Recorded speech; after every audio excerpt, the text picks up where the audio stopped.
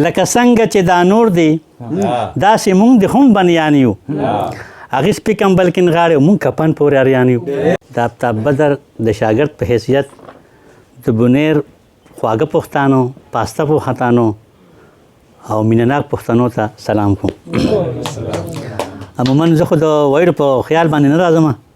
زه د اورېدو په خیال راځم مال اورېدل زیات خوند راکوي د ویلو نه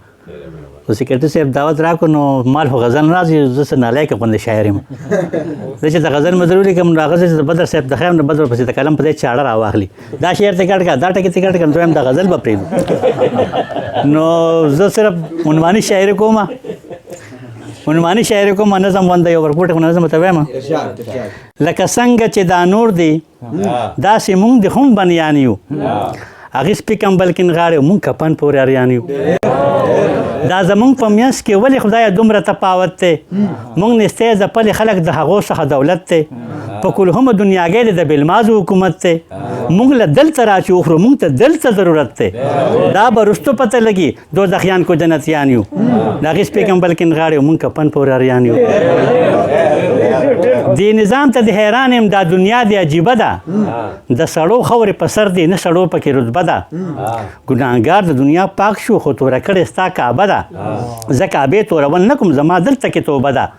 ته خو ورځې مالې دی شي ستا خو ورځې دبدبه ده نو مونږ کعبې ته درتلی نه شو خدایه ډېر غریبانان یو نه هغې سپي کمبل کې نغاړې مونږ کفن پورې اریان یو دا هر څه تا پیدا کړي ته د کل جهان خالق یې دې کې هېڅ هم دروغ نشته په رښتیا باندې صادق یې مونږ موتیان د هغې سړي یو چې په چا باندې عشق یې مونږ په تمه د شفقت یو هغه وی چې ته شفیق یې نو د جنت ته به نور څوک ځي بس خو مونږ یې وارثان یو نو هغې سپي کمبل کې نغاړې مونږ کفن پورې اریان یو